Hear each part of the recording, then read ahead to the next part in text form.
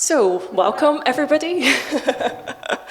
Let me just start by introducing myself, panelists, and the evening to you all. My name is Evelyn Wen. I work at Utrecht University as assistant professor in media arts and society. I'm very honored here today to be joined by our esteemed guests. So starting off to the far end, we have Julian Hetzel, who of course is the artist behind the project that is on display here right now, There Will Be Light. We have Denise Harleman, who is representing Collectief Kapitaal. And we have Yuri Altshorn, who's representing Time Bank. So, as you all know, we're here because of the ongoing exhibition that is happening right now here at West Den Haag called There Will Be Light. And it is a new artistic project from Studio Julian Hetzel, which is built as a performance that explores the precarious economy of hope. Part of the inspiration for this is the economic system of the universal basic income that is part of the inspiration material for the work. And I really like this quote that appeared in the description in terms of trying to think about what kind of alternatives for the future that we might have for the system of capitalism. It has become easier to imagine the end of the world than the end of capitalism. So I wonder if this is a quote that resonates with you guys. And we're, of course, here to kind of further explore that this evening, thinking about the ideas around wealth redistribution, around alternative economies, monetary systems that are alternative to the current one, as we know, as capitalism. So I guess most of you are familiar with the work of Julian Hetzel, but I just thought to give a small introduction in case you're not. This work follows from a series of other works that Studio Julian Hetzel has produced, and I myself, as a kind of, let's say, critic or theater scholar, looks at it really as art that is very much implicated in the socio-political world. So I understand that Julian is inspired by this idea of keeping it real, so that the art really responds to the current times and responds to specific themes and specific objects that are around. So for instance, in an earlier project called Self, he was exploring the concept of guilt, and they're using the material of human fat and really using it to transform it into soap, that you can use it to wash away potentially your guilt. I was also very impressed by an earlier work, All Inclusive, which I see as a work that explores art's complicity with war and violence, and their rubble from the war zone, war grounds of Syria has been transported and taken into theater spaces. And this is a kind of theme that runs through Julian's work. And here, in this particular work, money is really used as a raw material and part of the performance itself. So tonight we'll mainly kind of, look at some of these ideas that has been around, thinking about the problems of capitalism that art or other projects are trying to deal with, and to dream up together potential futures and what we can do with it, whether art can play a particular role in helping us think through hopeful futures where we can see alternative monetary systems at work. If you look around yourselves, look around here, we're situated within this place called West Den Haag, which is formerly the US consulate. So we're really in kind of a historical location that also says something about the geopolitical networks and systems that are at play here. And of course, we are in the political heart of the Netherlands. The government is right around the corner. The Ministry of Finance is opposite this building. So we are very much in this space to talk about these systems, and we are very much implicated within these systems as well. So before we dive into the questions and the themes of today, I'd like to ask our guests to very briefly introduce themselves and the projects that they're working on, just a few lines about who you are and what the projects are about. So let's start with Yuri. Hi, my name is Yuri Altshorn.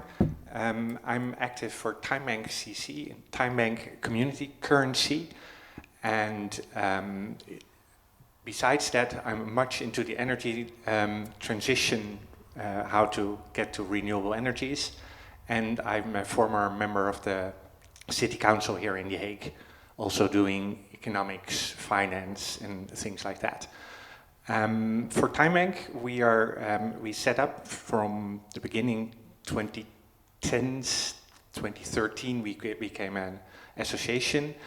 We are working together as a group, exchanging hours.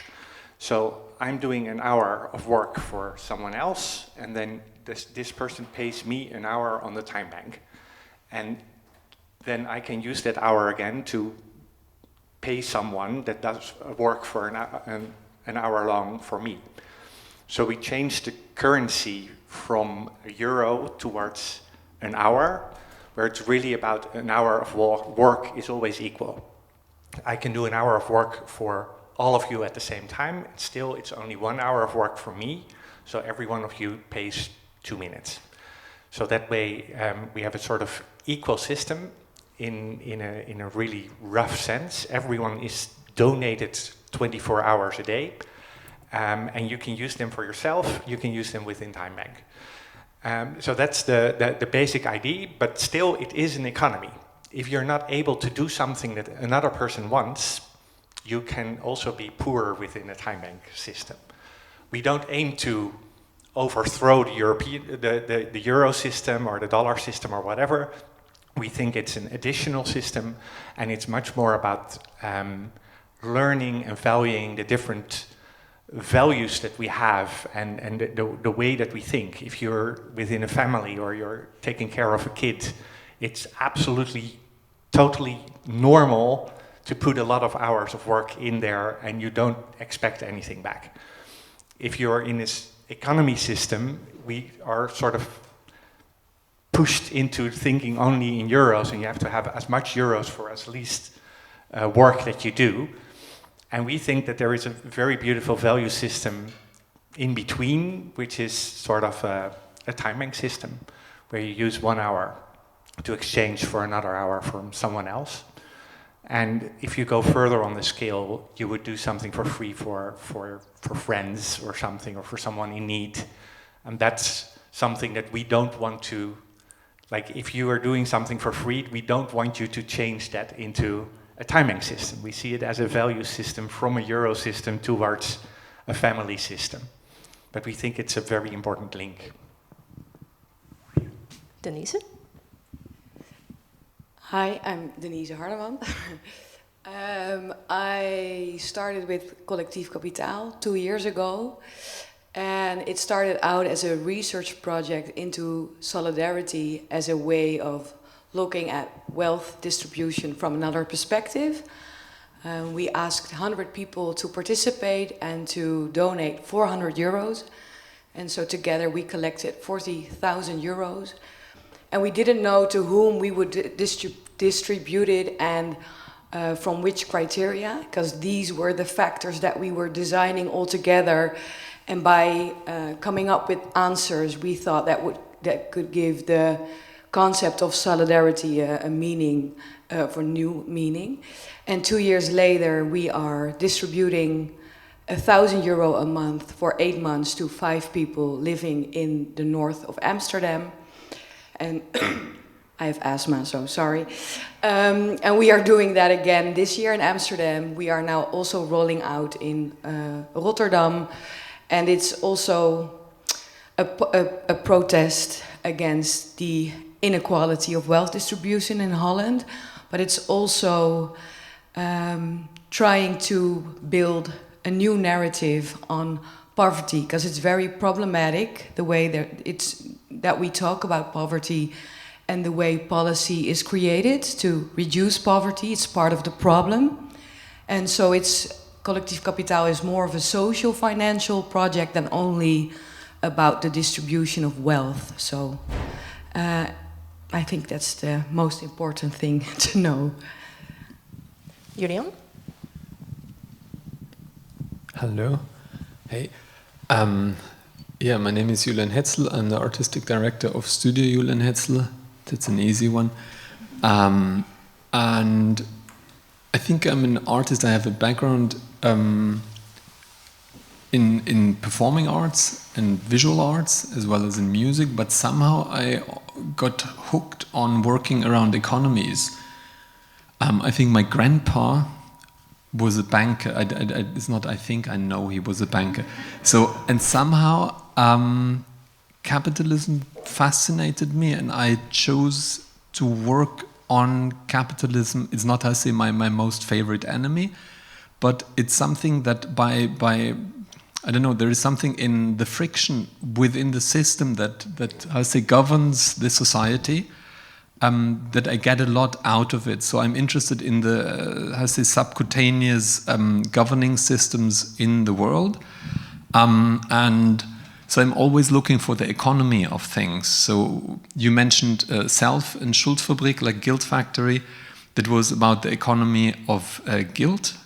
And the link, I think, just like to briefly speak about that project, I think you also have it in Dutch. You have the same word you use for schuld, so it's both ethical and economical obligations, right? As if you can cure one pain with the other. So there is like indulgence trade. There is also something about religion. In how far does religion allows you to pay off your guilt or your sins, right? So you can buy yourself out of it. So I'm always looking into ways, how can I find an artistic form for actually very abstract big concepts like guilt, or now it's hope, right? And it's not that I think, okay, wow, what's the next issue that I'm interested in? Is more, okay, I look at the world that we live in, and I try to create, I say propositions or like artworks that kind of stimulate me and the people that come to see these works for an independent critical thinking, by also laying open what the problems actually are that we're dealing with. And There Will Be Light is a project about hope, or about the precarious economy of hope. And while we were looking for a material to work with, so I always try to narrow it down. You mentioned the soap, so then it was the human fat. Now it's actually money, so cash is the raw material, the source material for this piece. And I understood that there is maybe a link between, or maybe we speak about hopelessness. So what is hopelessness then? And I don't think it's the lack of hope. It's in the first place the lack of space to imagine an alternative, right? So in order to provide space, we decided to use money, as in, if we are busy with survival, or like very obvious, you don't have, your horizon is very close to yourself, right? So, and you don't have the time, you don't have the space to experiment, you don't have the time to think otherwise, right? So therefore we thought, hey, can we not repurpose our funding and take part of this money and use it as artistic material to work with, and to make the money work for us, and to literally try to see, okay, can we make direct social impact by repurposing our funding and using it as a tool to create an artwork, and to realize a project that possibly makes direct social impact. So like by putting the money literally where the mouth is, right? And this is where we are. I don't know. Yeah. So now that we've kind of heard from you guys, I'd like to turn the attention for a second to the audience, and I have several questions for you guys. So we kind of get a sense of who's in the room by show of hands or a bit of gesturing. So I'd like to ask here, who here has a dream job and it actually pays your bills? Not bad. There are quite a few of us. Who thinks that your job might be replaced by robots and artificial intelligence in the near future? Little bit, maybe. Who is here tonight for fun? There's some hesitation. So there are other motives in the room. This might be a fun one. I'd like to ask you to indicate where you are on the political spectrum when it comes to economic policy, social redistribution, and taxation. So if you're on the kind of far left of things, bend to the left. If you're on the far right of things, bend to the right. If you're somewhere in the middle, kind of...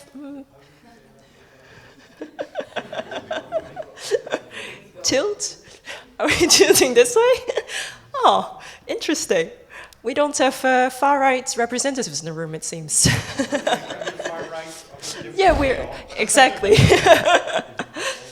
To the left, you come out on the right, right? Yeah, we go rotation. We end up on the other side. And kind of in response to the quote that I read out about the project, who believes that we will manage to take down capitalism before the climate crisis kills us all? Ooh. Okay. So there is maybe a little bit of hope in the room. So I'm actually quite curious as to the kind of problems that we see with capitalism, capitalism being quite a big word. So if we could kind of take a moment to unpack this, perhaps we could start off by kind of asking you guys, and if you guys want to join in, please feel free to also put up your hand. A microphone will come around. Yeah, if you want to kind of pitch in at any point.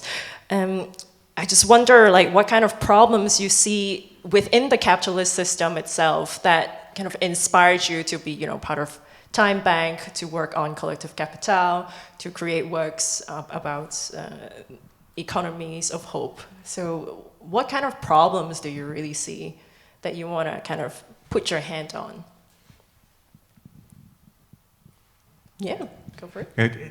Very obviously, from a Time Bank perspective, we see a problem in how much do you earn per hour. Some people earn so much per hour that they cannot spend it anymore, and other people earn not enough even to live. So that's really, really clear problem within capitalism. But I do think there is some other problems. One of them is debt. Like, if you have the possibility of having a big debt, it also means that you're not having the freedom in the future anymore to redirect your own future, because you're still obliged to pay for the past. And I really, really think that that's a big problem in our society at this moment. And then I'm specifically talking about debt for individual people, like a sort of like a bakery having a debt at the start. That's not really the big problem. The big problem is when it comes down to people themselves. And when a bakery goes bankrupt, then the person who lent the money, or the bank, just loses its money.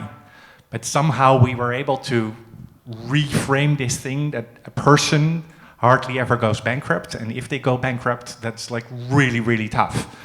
So debt is really, really another very big problem, personal debt in our system. And for Time Bank perspective, we solved this by saying, like, you first have to earn an hour by working for the community, then you have an hour on your bank account, and then you can spend it. So within the Time Bank community, you cannot build a personal debt. Yeah, so I hear here already kind of the keyword of like labor being an issue and debt being another issue. Are these also keywords that you guys like respond to? Or are there other keywords that you would like to bring to the floor? Well, debt for me as well is an important issue, but I think for Collectief Kapitaal it's also really about the ambivalence or the discrepancy between price and value, and that has made things very complicated and unequal. So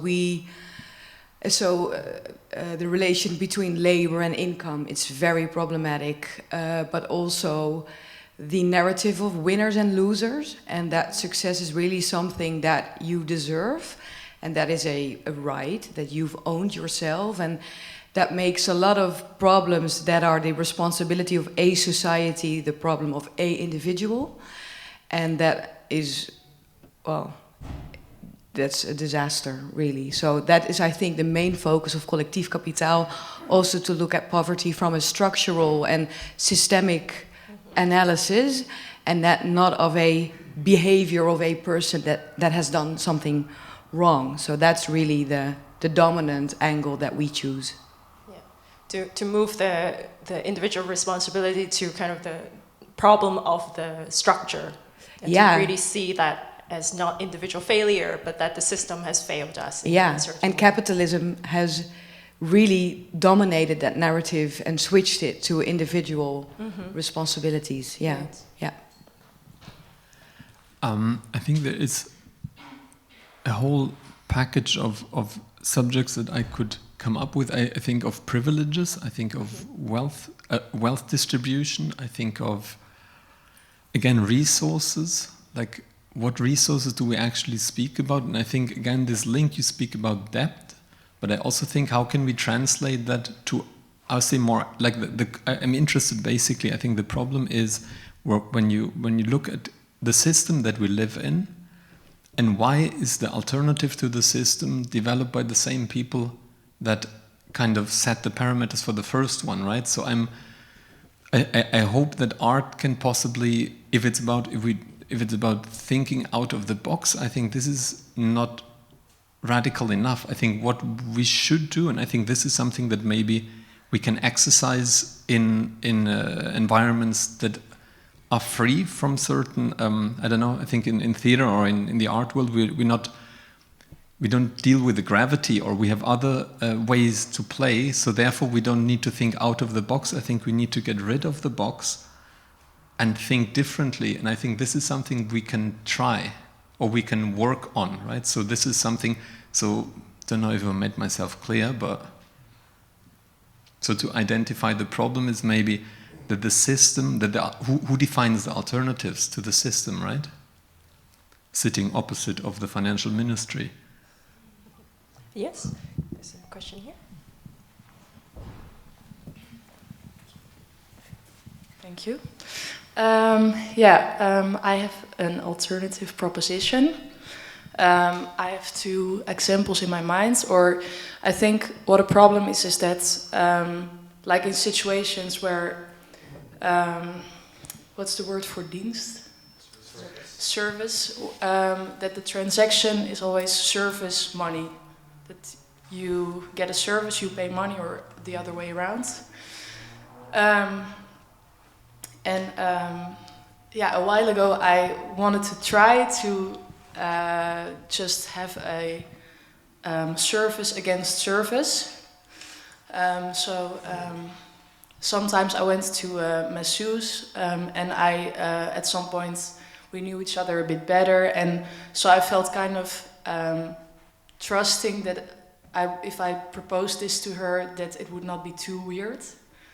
And I was a bit low on money, so I asked her if she could give me a massage, and then if I could help her with anything. And but I felt really awkward to do it, but I did it. And then she responded very late, so I thought that I insulted her with this, that I didn't value her service or something. And then she was like, "Oh, it's very nice that you proposed this. I don't have an idea to that you can help me." And then eventually she said, "Maybe you can put flyers in mailboxes for me for my massage company, and then I can give you a free massage." And just this thing of finding different ways to kind of exchange things, which was also in previous times how people sometimes did it, that you give a bread to, like you're a baker, and you give a bread and the other person gives you something else back, and you get more creative by doing those kind of things. So yeah. Yeah, that would be like barter. That would be the kind of official term for it, that you just barter, and you decide on what kind of value makes sense, and then you can kind of exchange. But of course, capitalist systems come in and say money would have to be the medium that would unite us all, so that we would all be reduced to that kind of system. And I definitely see that this is, in that sense, very similar to the kind of thinking behind Time Bank and trying to figure out these alternative systems that can exist alongside capitalist. So within Time Bank, we do this, but then with the underlying system that you would have 1 hour of massage, and then you would spread flyers for 1 hour. So that would be the one-on-one thing, but because we do this in a community of 600 people, you don't have to be doing exactly something to the person that can offer you this service. And that makes it much easier to find something that's worth something for both of you. So, yeah. Does anyone else want to share ideas? Yes? I was wondering about the proficiency level of the person that spends 1 hour, because if you would ask me to work in a coal mine, probably I would be less efficient than photographing a person for an hour. So how do you solve this proficiency problem? Because I'm also sure that there are so experienced people, their 1 hour would be way more useful for a new starter. So how do you solve this problem? I really like the word useful that you used, because mostly people say valuable, and that's the thing where it becomes difficult. Because if you have the choice between two photographers and one is better, you also within Time Bank will ask the person who is better. But then if you ask this person to do something really special that he might love to do, he might say, listen, I have 1 hour, I can choose between the two of you. I want to do this one thing that's really much more interesting than just making the photograph of your bakery cookies or whatever, like thing that would not be the specialism for them. So it depends on how much people offer the same skill, and then you can choose. And the other way around, this other person can also choose. But it still is 1 hour for an hour. I found it really interesting the way you framed it, because we instantly hear these keywords which are very much capitalist in nature, right? It has to be efficient in a certain way, because you want to maximize that 1 hour as a unit, and even when there could be other ways of measuring what that hour could mean, right? And I find like this is very much kind of embedded in the way that we think, and I think it's quite interesting in the way that you pose that point. But also what capitalism is good at is also optimizing those systems. So we are also, even though we all dislike about this system, there are the parts that are working for us is that we, with that motivation of capital, we also are innovative to find better ways to do things as well. So I think it shouldn't be ignored, because all the systems that we come up with, even with that motivation, we are somehow tweaking things, and I think it's also important to I don't want to sound like pro-capitalist, but also this thing is also keep in my mind for the same reason, because like then also using your resources in a bad way would also cause people to work more. So instead of thinking, okay, I would do that for cheaper, I'm more thinking about how we can do this with less people so they would have time to do other stuff as well. Interesting. Well, first of all, I do think that you're totally right about that, and a sort of efficiency helps a lot. Like if you're not trying to do anything efficient, you won't be able to get water from the well in a very small village somewhere outside of nothing. If you don't take a bucket, but you just walk like this, that wouldn't work. So yes, we need this efficiency. But if you look at capitalism at this moment, like efficiency is sort of like the value that takes out all those other values. So it's efficient to pay someone less than needed to live, because that means that we can have people driving bike all over the city to have people efficient meals delivered, because they don't want to cut their onion anymore. So there is some kind of difference in between efficiency and the other way around. And if you look at the big scale, there is the same kind of thing. Like it's really efficient that right now we can have like a car that's being produced even if no one knows where this one bolt is being made or this very little thing. Because if you would have to know everything and first have to have a cup of tea with everyone to say like, okay, I would like to use your bolt. And well, then I first want to see your car and then, oh yeah, no, I like that. That wouldn't work as well. But at this moment, one of the big crises is like with the way that we have organized this, because we are not able to track anymore where is the error. We don't know what's going on with climate change, where is the error, because we don't have it. And the only thing that we think of is a market system on CO2, which sort of takes everything that's nature within the market, which is a really, dangerous idea as well.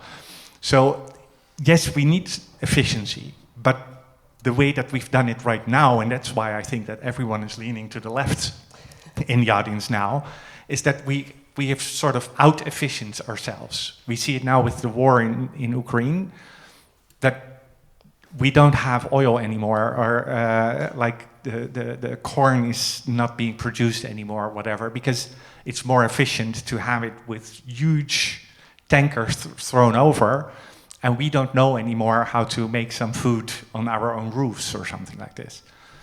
So yes, we need to have some kind of efficiency, but at this moment, efficiency is the only value left within capitalism, and I don't think that that's representative of what we humans or we creatures in nature are. Perhaps this is a good moment to turn to Denise to think about what kind of values Collectief Kapitaal is trying to build instead of efficiency.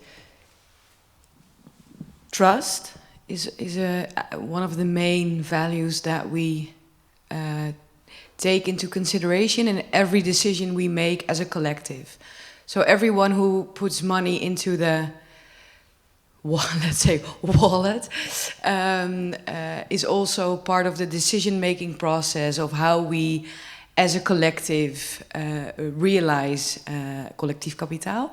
And so every decision is being measured by other values than efficiency. So trust, dignity, because a lot of what capitalism also makes sure is that people feel not worth it. So that was a very important thing. And also autonomy, or let's say independency. That's also very important. And solidarity. Those are the four that are really the main references in Collectief Kapitaal. And how do you organize the selection process so that you can realize these values in the way that you communicate, how the project runs, both in terms of accountability to the people who give the money and also to the process of, who gets to be part of this project? Yeah, well, that's an interesting question because we've debated this for quite a few months. And then we decided to not define criteria. So we do it by lottery, let's say. But because we thought we can come up with new criteria, but it's also reproducing a system. And I think the most interesting counter-narrative is just to leave it to trust someone who gives their answer or their choice to say, I think I need the money. And so we thought, okay, a good alternative for rules is creating the right conditions for a process in which you can trust each other and take or be accountable. So then we formed, let's say, a geographical area in the north of Amsterdam by zip code. And we did not do like a big campaign. We just thought, okay, on a scale of 5 times a basic income, what is still integer? What is the integrity on the way you work with publicity? Because you don't want to be like shouting in the media, we give money, that wouldn't be within our values. So we were really working within the neighborhood, talking to people, going places, talking to professionals. And so I think around 40 people subscribed themselves.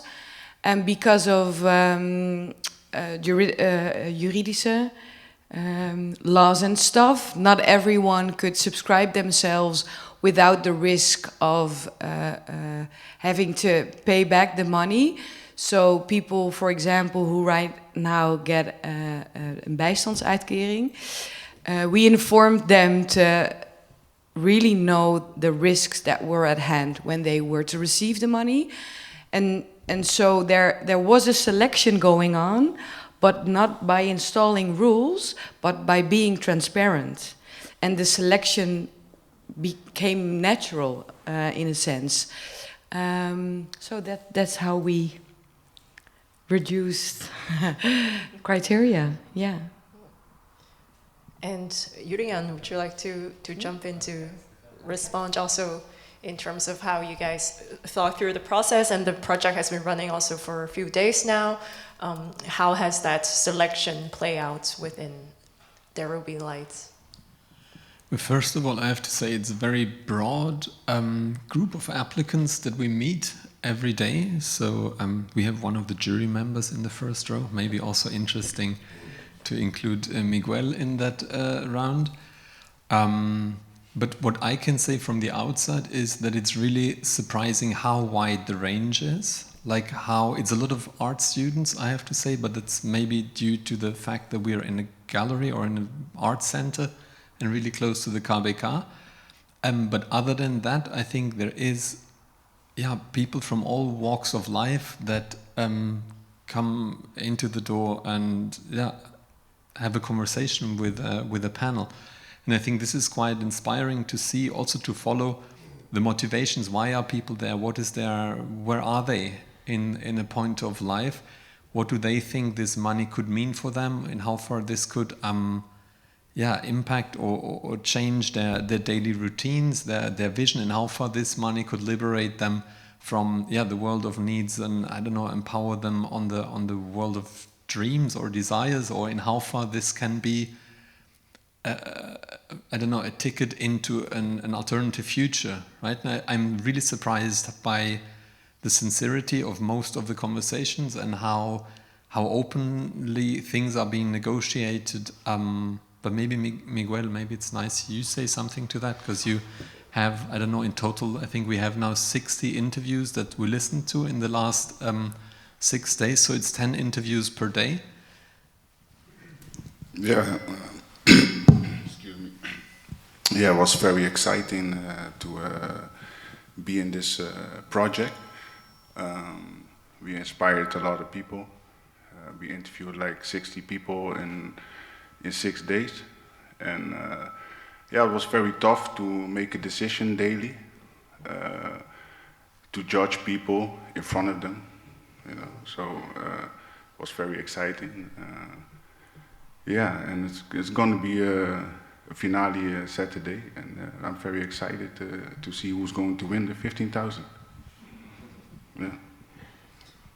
And I understand that the process is quite organic in terms of how you guys score the applicants. How did you feel about this process of scoring people? Yeah, so it's different, because normally you have the influence to make somebody win by yourself, but now you can say, oh, I want him to win, but the other judges say no, so the person goes home. So it's very interesting. Maybe a question for both of you, see who wants to take on it. Well, I guess one of the values in capitalism is also competition. We're very much pitting individuals against each other, who wins, right? You were talking about winners and losers, who can win against that system. So how did you feel that being played out in the process?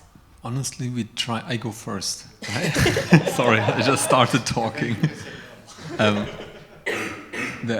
I think we try to avoid the feeling of a competition. So it's not a winner, we call it the chosen one. We don't call the jury a jury, it's a panel.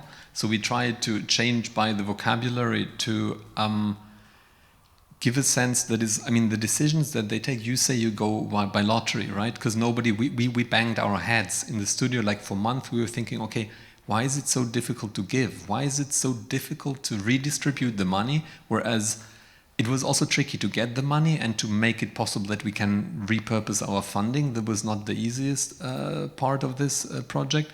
But like, who should be the person receiving this money? Who is the right person, right?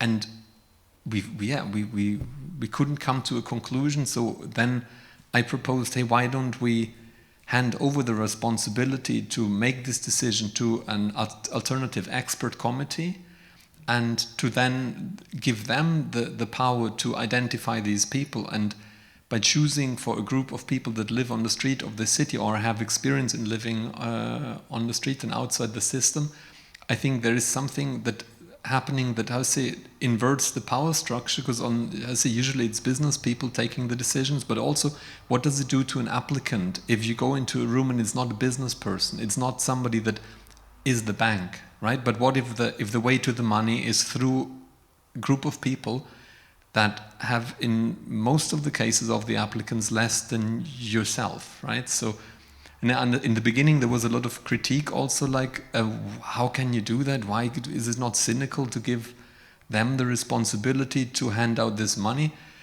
But my experience from the last day, you can also add to that, Miguel, is that there is something happening where the panel, I don't know, is treated with a lot of respect, and where they also get a place to speak, and that there is something where people negotiate something that is much more, how to say, at stake than when you sell yourself to a business person where you take the right words. You know, like, what are the right words in this situation? So I think this shared vulnerability is something that actually is very interesting.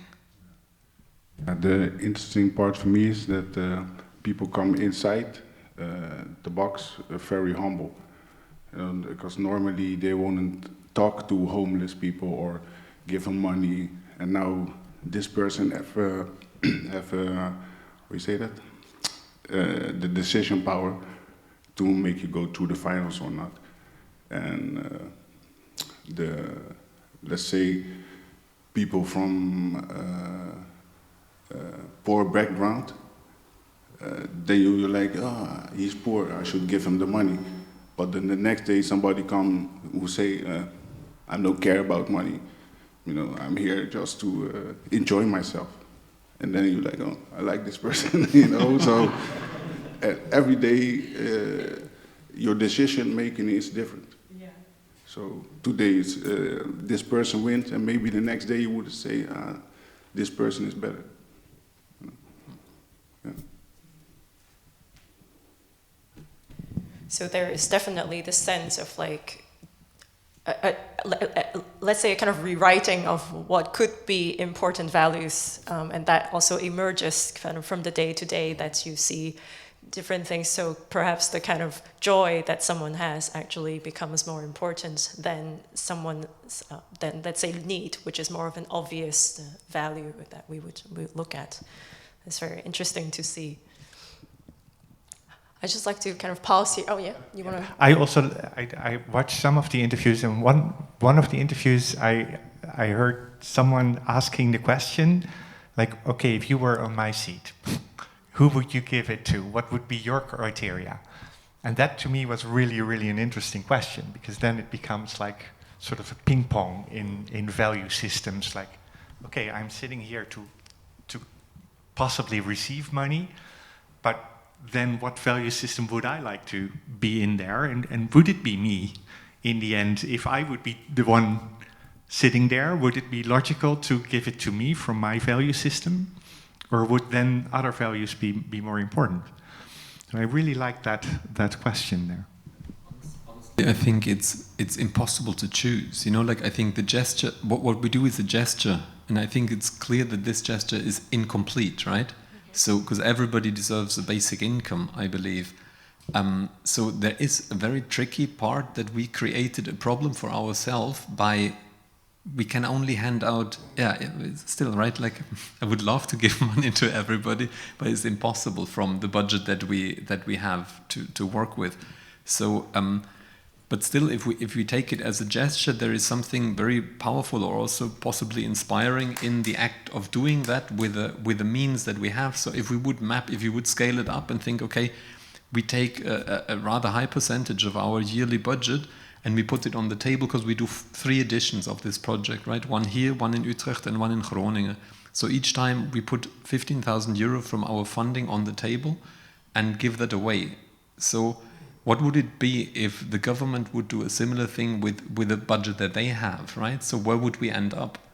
Not saying that this is the solution, right? But I just think that the problem that we encounter by having to make a decision also raises all the problems, all the questions that we're actually dealing with. So I'm trying to embrace the ambiguity or the problems that this project produces in itself in order to speak about them, to think about them, right? So all the incongruences, all the mess that this project produces on many levels, and it's not only in this moment, right? There is like participants that come, we don't pay them, they are like presenting themselves in front of a jury. So there is a lot of questions about the economy within this project, but I think it's good that we speak about it, and that these issues come up and that we run into trouble, but at least we talk about them openly. So I think if art can do one thing is to stimulate like this critical independent thinking. And maybe this is one of the machines, one of the, I don't know, the power plants where this can be stimulated, right? It's not that it's not that we provide solutions for anything. It's much more propositions to think it further. I wanted to say something. So, with this art piece, we also opened people's hearts, minds, and I think it's beautiful. Everybody goes inside and comes out changed a little bit, and I think that's beautiful. Yeah, I wanted to add one thing to your to the thing you just said, because in the case of Studio Julian Hetzel, there's real scarcity, because you cannot continue giving 50,000 euros. But for the Dutch government, scarcity is not the issue at hand. In fact, there's enough money, but we just choose to give it to other things. And I think those different scales so the real problem is not that there's not enough money. The real problem is just that we think something are more valued enough or are more important. And I think we should keep addressing also that difference also with us giving money away as private or particular movements. No, absolutely. I think like the problem is that there is enough money, but it's not well distributed, right? Exactly, yeah. And I think this is something to point out. I think like Elon Musk, after buying Twitter, just said on a conference in Dubai that the basic income will happen for everybody. It's not something that he wishes to or that he promotes, but he thinks that, I think he said it yesterday, that by all the jobs being replaced by AI and robots or whatsoever, that there is no way around unconditional basic income, says the richest person of the planet. Not paying tax. Yeah. Not paying tax. Yeah.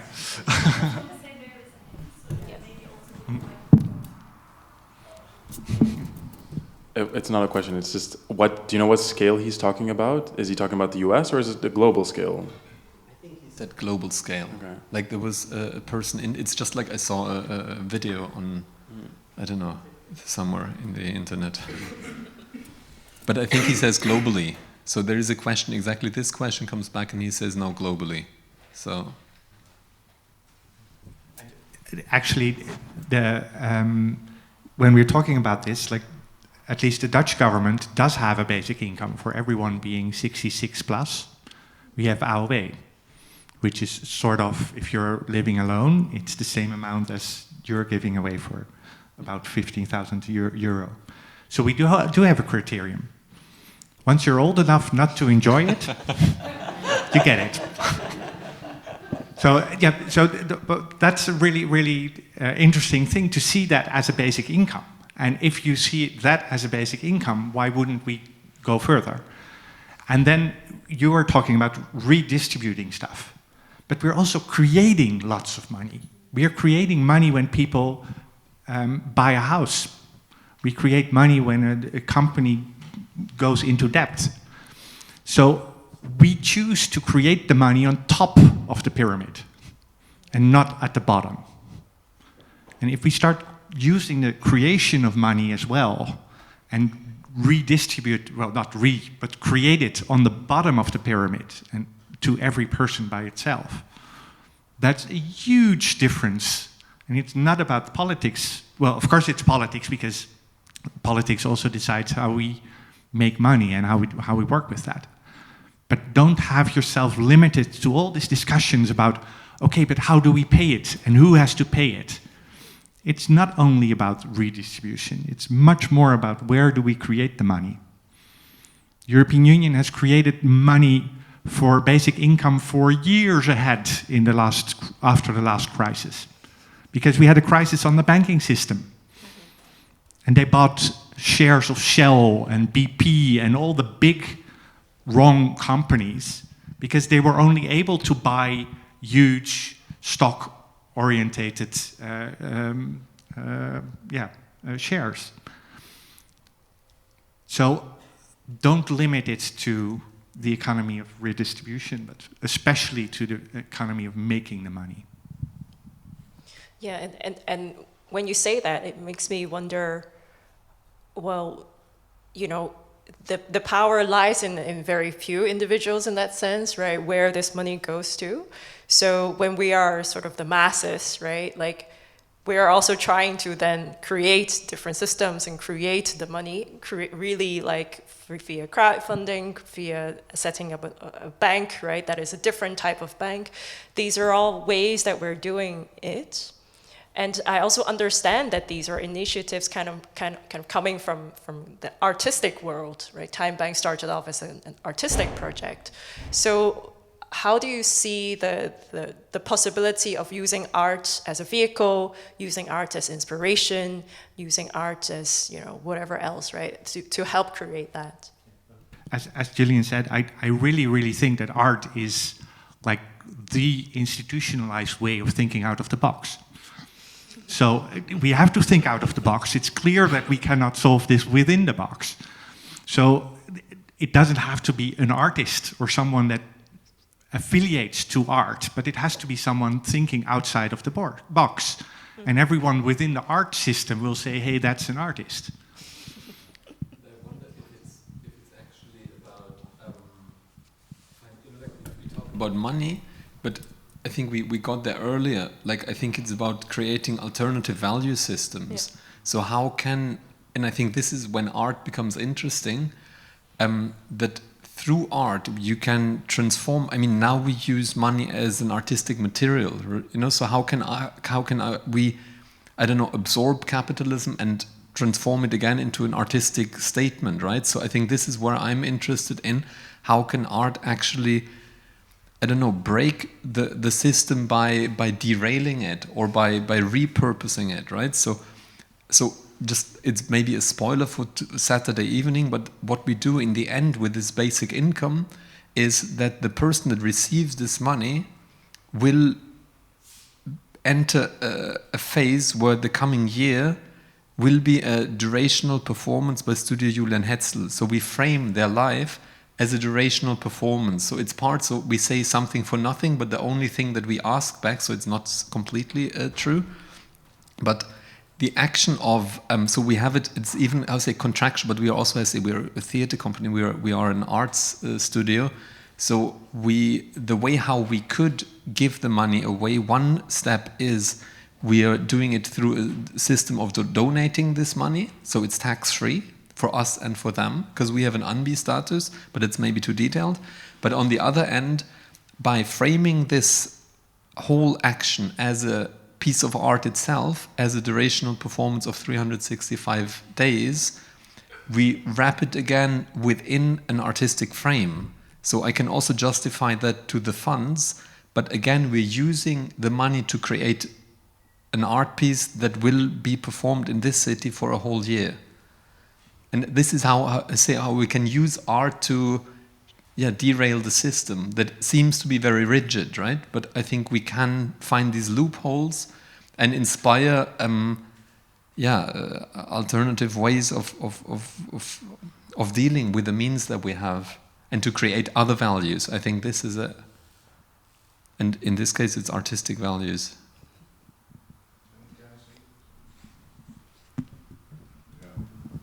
So you can give away a lot of money, but I think the problem is there's no vision.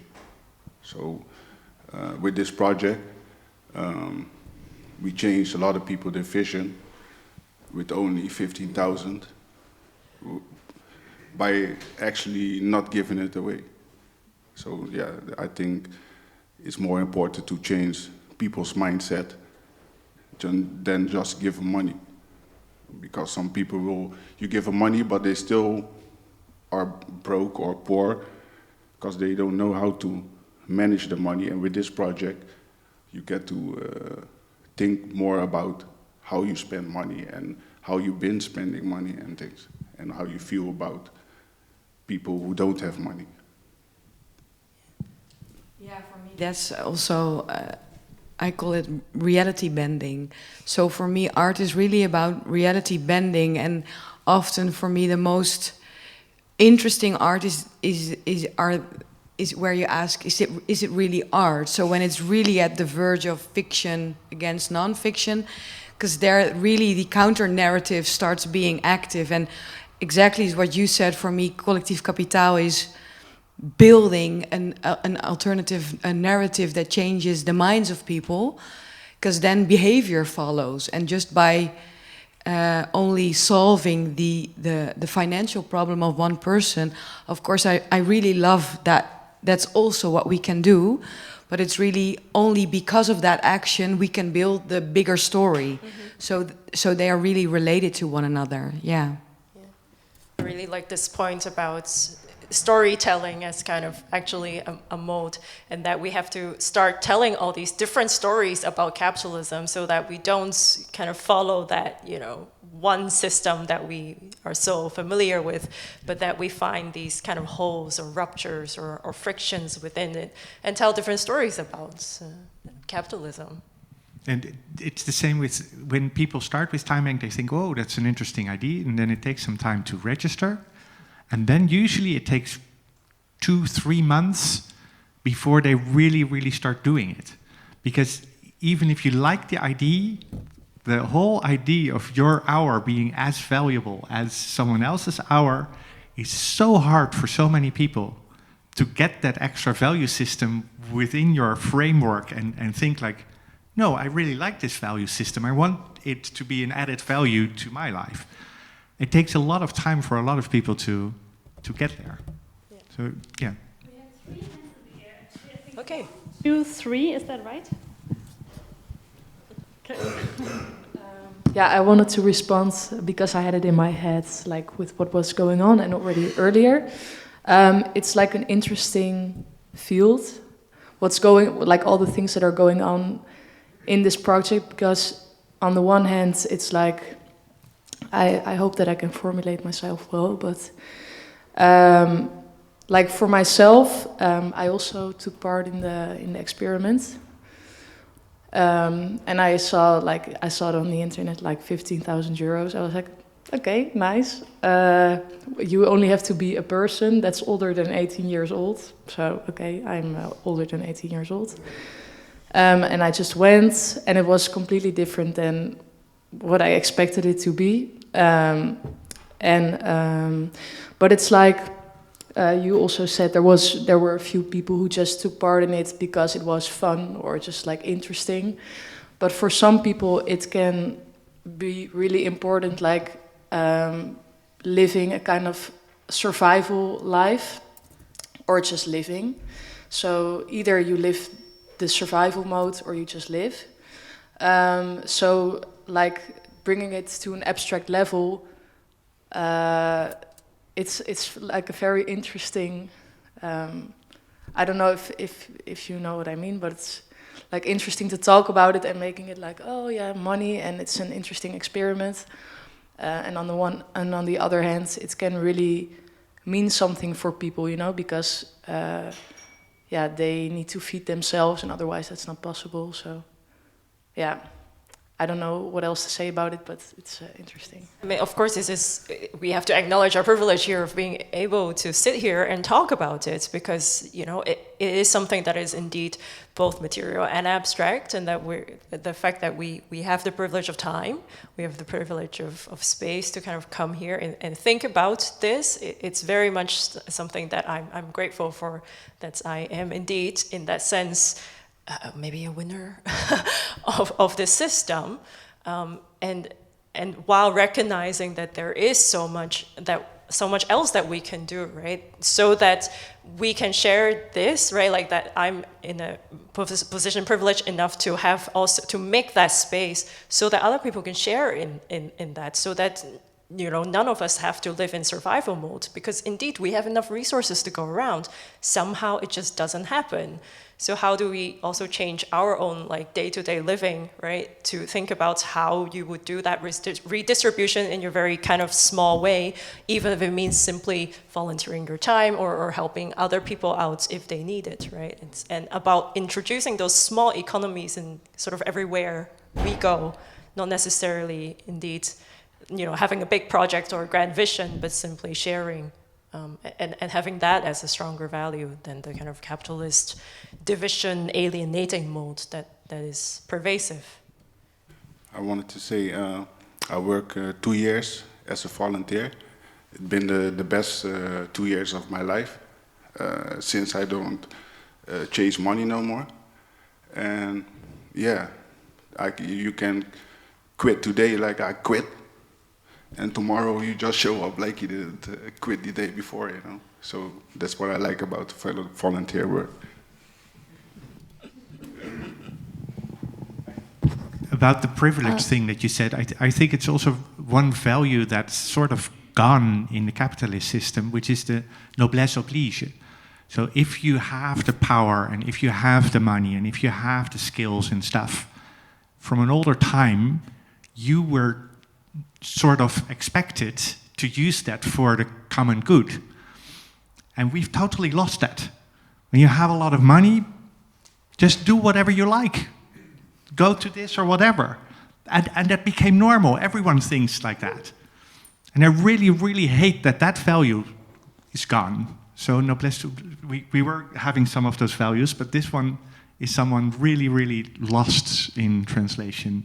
Noblesse oblige. Yes.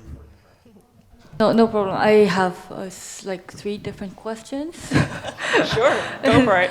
So, because I read this performance, and I want to start by acknowledging that it's a very meaningful thing you do. But I read this performance as what basic income should not be, because it kind of sitting at the beach area, it kind of felt like a less extreme version of the VIPs in Squid Game. I'm not sure if you've all seen it, but there are these people who need money, and they are basically doing a PR of themselves, fighting for this money, and then the rhetoric of winner and loser is reproduced. And then there are the juries, so there is a hierarchy between the people who get to decide and people who don't have a say in it. And yeah, and I felt so disturbed because just watching this process was so uncomfortable. So I have a question: why you decided to go for a jury system? When, to me, if it's about thinking about the values, it makes more sense to put the 10 applicants together and let them decide, for example, okay, who really needs the money here?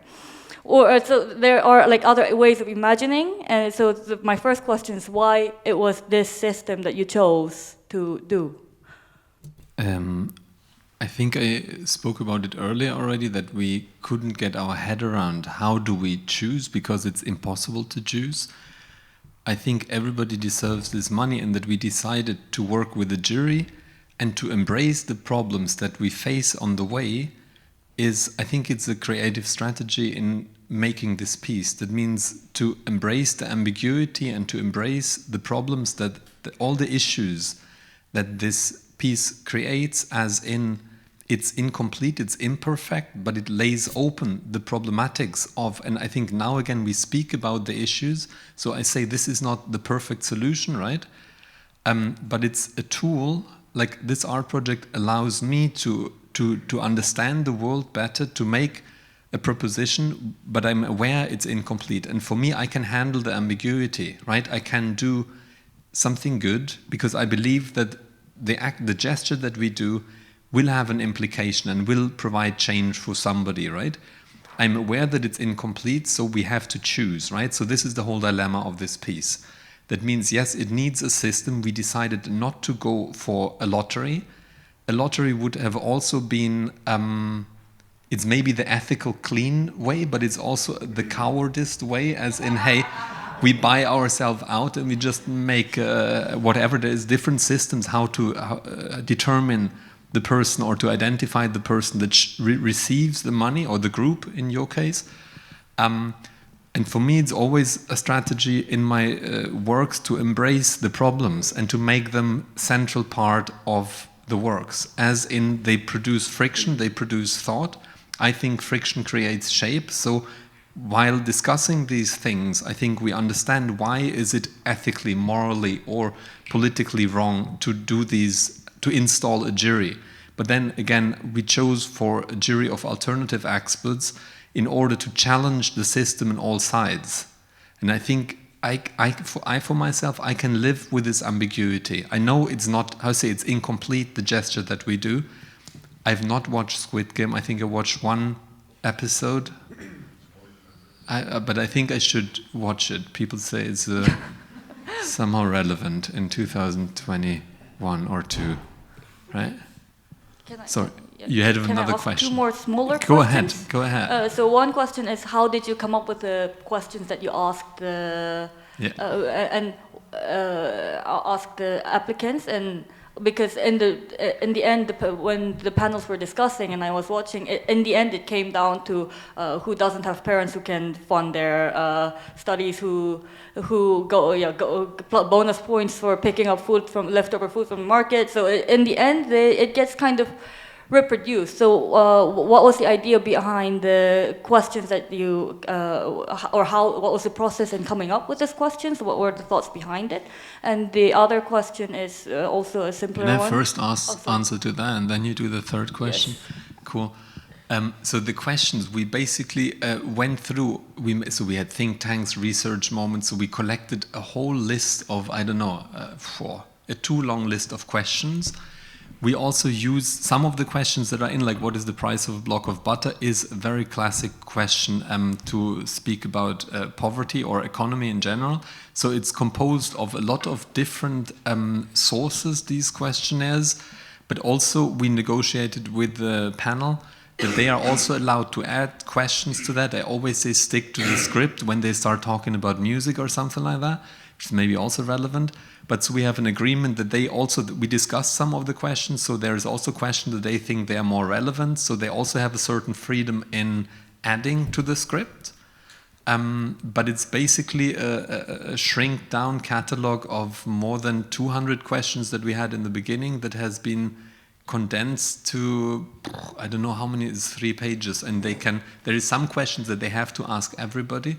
So we decided to go for questions. I mean, also the panel is not trained in hosting interviews, right? So it's also meant to make the people speak up. So as in a question like, hey, what is your first memory related to money, right? Allows the applicants to speak about their relation to money. And either it's a memory where you discover, either have a lot or you have not enough, right? Or other people have more. So I think it's a way to allow them to get a portrait of the applicants in the best possible way. And when you say it boils down to these factors or these are the parameters, I think I have to say every day is very different, and they really surprise me also in their choices in some days. So I wouldn't say it boils down to who has debt, whose parents can afford. Sometimes it's about can art change society? He didn't have a vision, or she, or like it really depends on what they are hooked on. Or I think the main question that you guys are discussing is, in how far will this money affect the life of the person? In how far will this money make a difference? I think this is the overall question that they decided, or we decided, to focus on, as in, does it make a difference? One guy just said, hey, I'm going to buy art from this. Cool. Also possible, but I just want to say, and they like that answer, right? But I think the criteria they negotiate within the group, but it's more complex than just like, can your parents support you, yes or no, right? But it's also, for me, really a challenge to give up control, because I would make different choices, right? So...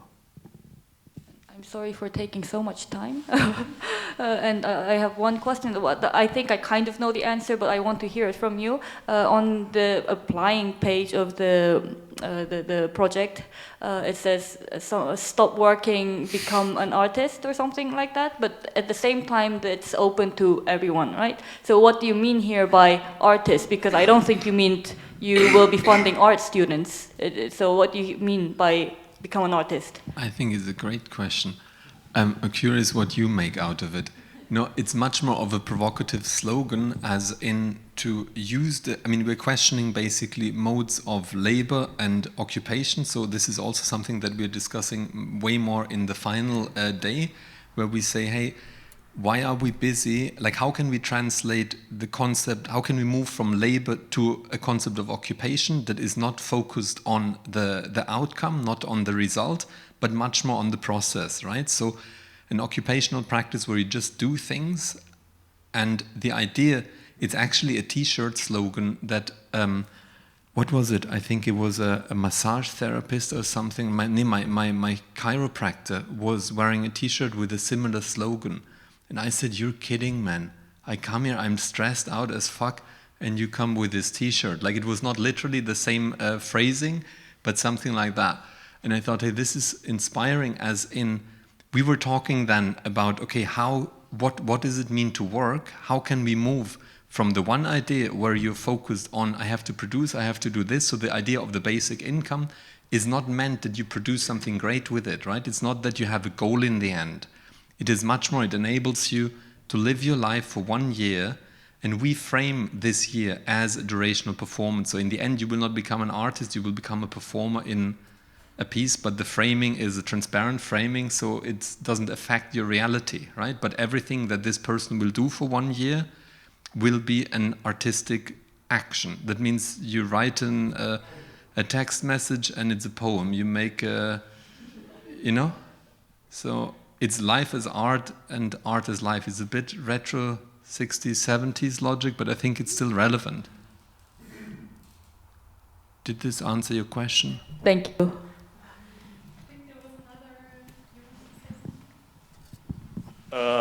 Yeah, first of all, very interesting perspective all. I didn't think about the like labor for labor things, and the idea of the panel switching around was really interesting what you proposed, because I was thinking about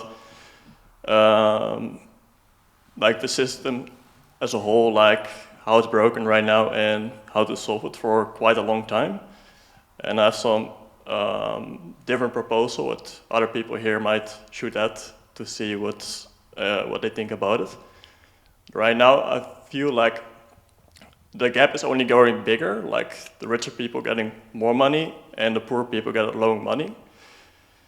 So to solve it, I had a proposal to also, because you see people who go to the power, the mindset changes, the brain changes, and they think less of other people, the empathy, they go down. So my solution was like, you create a system that creates money, but then the richer people, they have an incentive to put money in, but they get 20% out, and the poor people get 80% of the money out of the pot, so they increase in value, while the richer people go down in value, and then you bring it together to the same, like a statehold. And then you can keep injecting money into the system instead of running out of the money, which is kind of a shame what I see in many of these kind of products. like that everybody get the same opportunity. So I think it's a loophole to like use capitalists to destroy capitalism. And instead of like having people at the committee, I was thinking about a blockchain system, because that is like no human brain is involved in it. And you can also not have like people changing their mind because they're getting more powerful. So if you have like a certain system that works and everybody agrees upon. I don't know if people are familiar here with DAOs. DAOs is like something new in blockchain, where you have like a democratic system and everybody get like a vote, and the most amount of votes win. Of course, with this one, there is potentials for still corruption, so there needs to be a little bit more thinking about this system. But yeah, I feel like if you incentivize people to put money in and there is value created into the system, the richer people get 20% out, the poor people get 80% out. There's a way to bring this gap, make it smaller instead of bigger. So I'm wondering, what other people here think about it. As I understand, the thing that you put money in becomes more valuable in your system, because otherwise there would not be an incentive to get 20% out, right? Yeah, exactly. So to me, that would be the core problem, and like the capitalist system by itself. Because itself becoming more valuable is not the thing that we should value. We should value all the things that are valuable and not have a measurement that becomes more valuable. So this is exactly what's happening in the capital system, where if you have a lot of money, you make more money with it. Can I have, and that, in my opinion, is one of the things that we have to get rid of at all. Yeah, I understand. So I would oppose your system, even if the 2080 makes the system work a little bit better for the other people. But I do think it's a perfectionating a bad system. That would be my coin. Yeah. It's more like if a lot of money is put in it, there is more to spread through the other people. Because if like people on the top only decide where the money is going to, they always favor themselves or something. Like, and with the system, you can destroy it by making it the opposite.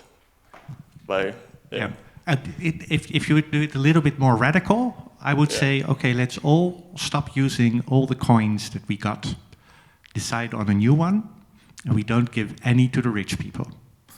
And they have a lot of money, but no one will accept it. That sort of is happening now with Russia. It's the first time in history that like the big winning thing is taking one big player and saying, the money has no value for you anymore. Of course, it's not working this way, and they're making loopholes like whatever, but the principle behind it is a first break in this capitalist system that no one within the capitalist system thought of. Yeah, and for me, money is not a thing in itself. Economics is a social science for a reason.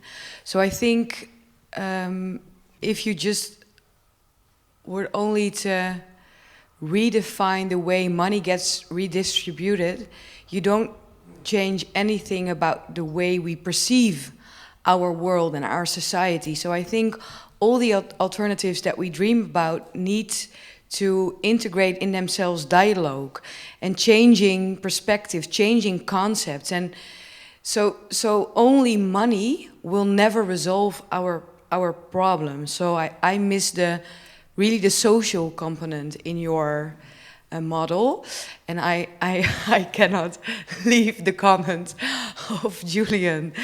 So I need to say one thing about the cowardless lottery. No, because I really like also, but I think it's important to see that there are a lot of different strategies to deconstruct our system at hand, and Julian chose one, and I chose differently. But the choice to radically trust another person has the consequence for us that we don't get any funding for the last 2 years, because also funds do not recognize the element of trust. In so many things, control mechanisms are the way that we get used to how we structure our world. So for me, putting trust at the primary point of decision making is the most radical thing I could have ever chosen to do, and I need to live with the consequences for already 2 years now. So for me, that's the answer to your...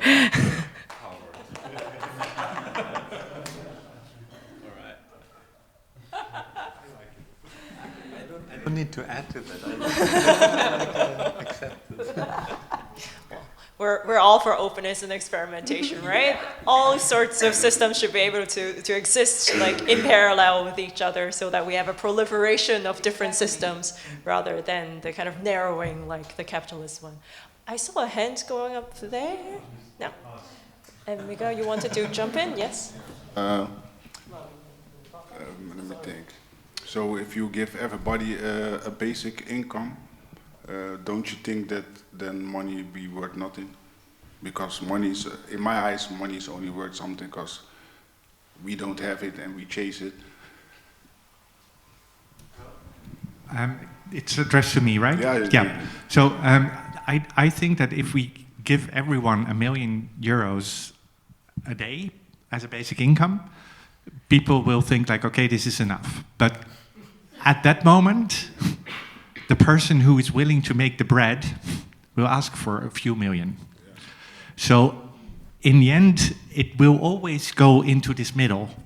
Like, okay, this is enough to live, but some people want more luxury, some people want more other things, some people just have the urge to make bread, and they decide to just give it away, and other people will say like, okay, I think I'm the most skilled, and I'm going to make this best bread ever. And some people say like, okay, I would like to have this best bread. So it will middle out in a way. And yes, if we give too much money and everyone thinks like, okay, this is enough, but then you have an inflation of what the money is worth. So I don't think that this problem will actually occur.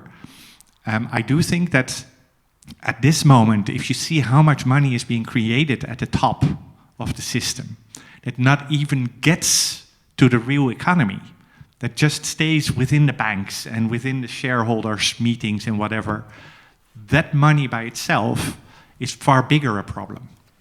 And that's why I think that it would help a lot if we start creating the money from the bottom, because then when this money disappears into a financial system, it's not affecting our lives anymore. And at this moment, we are having so much money there that only gets out there if there's enough in it for the money itself to get more money out of our real life economy, that it sucks our economy to death. So if we make another coin and we don't look at the rest of the coins and say we build our own coin, now we get rich. So what are we going to do different than the other rich people? You know, I don't think that we should have a Bitcoin or whatever and become rich. I think that we should have like a universal coin, and every person on Earth gets one every day or every week. And if that's just a coin a day, it will middle out what's worth that coin.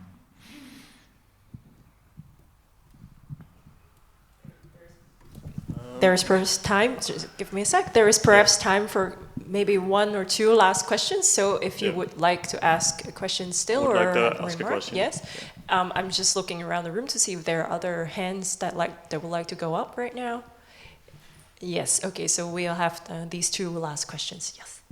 Yes, I would like to ask a question about the time for time system, because eventually the goal is to have as much people use it as possible, right? Like that you can have people somewhere else also do something for you and you do something back. So there needs to be a platform in between I think, to like spread it. Because if everybody does it person by person, you don't know what the person can offer. So how do you prevent this platform to become like centralized, and the platform itself become the power to change things? Yeah, it's a really important question. We have several methods to avoid that. The first of all is everything we do is open source, and we allow everyone to start a time bank themselves and get all the stuff to start it. So if you want to start it, you can do it as well. If you want to join our time bank, also within a different city, that's fine, but then you have to obey the economic set of rules, like no debt. You could start your own time bank and have debt. It's not for us to decide. We just offer all the stuff that we have, so we have this free competition of starting a time bank. The second one is we are an association running it without any goal of profit. And this association, you have to pay your contribution with hours. So only active members can become a member of the association, and therefore they decide what's happening with it. And that way, we think it's a little bit inspired by the system from the old farmers, where some farmers started a bank together, and they all became a member of the bank, but anyone else can also start an account. So anyone can start an account, then you're not a member of the association, but you can become a member of the association as well. Then you pay contribution in hours, and then you co-decide. But that makes that it's a democratic platform from within, and it cannot become a valuable system that's where the value is taken out. And in the end, there's a third one, because you cannot have debt. Well, it's not only because of debt, but let's bring it as a different thing. That's if you have 10 hours of work on your bank account, you have been working for 10 hours for the community. That's the trust that you put in the community. So if you're willing to be a volunteer for any other community for 10 hours, it's fine also to just blow up the system and start it by itself. So we also try to explain, don't make more hours or don't put more hours on your account than you're really using, because of the debt, we have a big problem in creating those hours. So only if you use those hours, put them on your account. If you want to build a building, it's fine to have a lot of hours on there. But in regular situations, don't put more hours on it than you need. It's also a question of giving and taking, in a sense, to become a part of the community. And in the end, it's about the community. It's not about money. And that's the social thing, again, that comes back. And just add to that, I think there is a lot of examples exist of alternative economies, like the gift economy, for example, is also much more about relations. So it's not about the goods that are being exchanged, but it's about you receive something with one hand and you give it with the other. Right? So there is something in these triangular relationships where it's about the gesture of giving. So it's not about the goods, but it's about the bond that is being built between the people. So if you invite somebody for dinner, you will not say, hey, I made a steak, you make pasta. It's not about what is being shared, but it's about the action of sharing and to spend time together and to build a relation. So I think we've lost this knowledge, or there is societies like the potlatch, or there is plenty tribes still, or that exercise these kind of economies. And I think we're stuck in the market economy that is based on supply and demand, right? But how can we introduce alternative economies? And again, I think that the arts, if we would deliver what we are asked to, I think we are fucked. So there is something by surprising, or if you honestly let the people vote what they would like to have in the galleries or in the theaters or wherever, I think you would have football and fries or something like this, and beer. It's also nice, but I believe that there is something in delivering something that has not been ordered that I consider part of my profession, right? And there is something in confusing the economy that I find highly inspiring. So again, I think there is a lot of models that deal with alternative systems, such as the gift economy. So maybe we can learn, and I understand what you do is almost like I give you something, I trust that it will return because it's based on reciprocity, right? Not even I give you and it will be returned by me. No, but it's somebody else. It might be returned by the community, because otherwise I invested it within the community because I love this community. Yeah. No, but there is something by not building binary relations, but triangular or I don't know what kind of decentralized structures where you invest yourself, you commit, and you trust that this will, in one way or the other, provide, right? Yeah. Yeah, and the beautiful thing is that within a lot of like alternative currencies, you have this problem. Some people really love it and they start earning money and whatever. And by doing that, they just kill the system. So we really, really try to focus on don't have more hours than you need. Start spending them. Get these other people involved and not just doing the stuff that we are used to. Like it feels like more difficult to do or to receive something than to do something for this 1 hour. And that's really, really part of this economy that we want to beat. Or not beat, but we want to add on. And the biggest reason why to join Time Bank would be it's a great community. Like everyone that fixes in his mind that you have this different value system and you want to really spend hours doing this, sharing this, those people are all great people.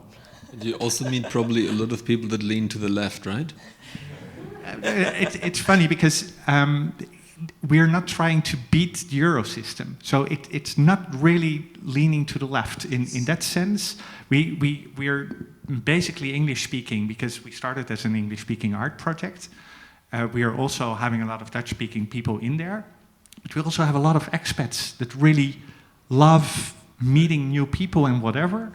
They sometimes are making much more money than ever and have very valuable skills doing this for an hour. But it's that thing that's important.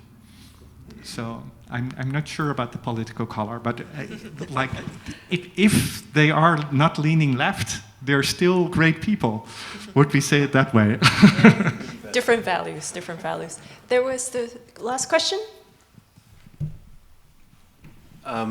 Just on your point about the expats, it might also be that people who have spare time are also able to give time as well. That there might be a correlation there. Okay, so the inevitable has happened. Mark Rutte has finally left power, and one of you is now Prime Minister. What is the one thing you will do first? What's the thing you will do to change something? What's the one action you take? I love that we end on a hypothetical because we are now projecting ideas into the future and we can leave with these valuable thoughts. Can I first ask, how did he leave? Was it a big revolution, or did he just move and we still have the same parliament, or are we? You got more votes. Yeah, so then it becomes a vote system and we have a different majority in there. It was a scandal. Yeah. So another scandal. Yes, exactly. But that's exactly what I don't believe that if he leaves, bigger scandal. there is anything moving on. It's a whole system. It's also the part of creating the money. It's a part of how are we using import-export? How are we distributing the money at the top? We are thinking like, but okay, what would we're you do? paying. What would you do if Thank you you were very much. taking that power? If you have that power? Yeah, but then it really, I don't believe that this is going to be happening in politics. That's the thing that I want to go into. But this is the hypothetical that we're dreaming of. Yeah, no, of all the possibilities in the world. I think all of us are the successors of Mark Rutte here at this moment, and it's how we change our world. I don't believe it changes. I've been in local politics for 4 years. And I know that I'm convinced politics is not going to change our systems. Politics did change our systems already. We lost so many of the social protections we had in the 60s and 70s to politics. No, they have changed our systems. They can change back. I don't believe that the politics did this. I think the lobby system behind it did it. We have politics. to convince ourselves that there are different values that we value. And once we are going to act like that, the lobby systems behind the power and whatever, they are not capable of functioning anymore. As long as we value the system that they are on top of, that's not going to change anything in politics. I still think that we should try, but I don't believe that politics is the answer. The answer is, what are the values that we act on in life ourselves? So basically you preach kind of different values and get everybody to think differently. Yeah, cool. Denise? I think we definitely need to heal democracy. And I think the representative democracy that we have right now is not completely working for us. So I would start with installing een burgerberaad. So I think the wisdom of the crowd is really something we need to take seriously. So I would start really integrating a burgerberader for all kinds of important topics and really see how to counterbalance power structures right now and to really rethink the working of democracy. So I wouldn't immediately start making different policies, but really looking at the conditions that you need for a healthy democracy. I had the most time to think of an answer, and I went through 10 options, and I concluded I would possibly nominate an alternative group, namely children, to run the government and free my place. So the future are the children are our future. That's it. Right. Very interesting. Perhaps each of you have thoughts to share. I encourage you to tell each other after we round up. So, well, first of all, thank you very much to our panelists, our esteemed guests. Round of applause for everybody.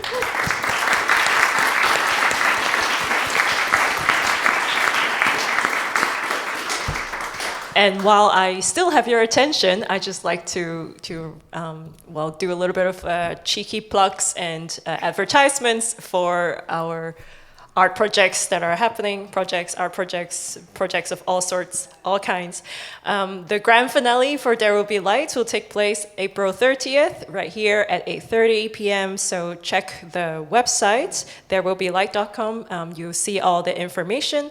The performance will continue to run in Utrecht next month in May at Spring Festival and in Groningen in June. So you can still sign up for interviews for Groningen, and you can get on the waiting list for The Hague and for Utrecht still.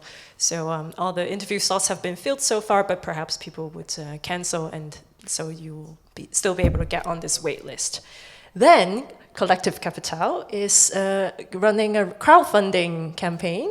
So if you would like, please donate, and this money will go to people in the form of basic income, as Denise has explained to us just now.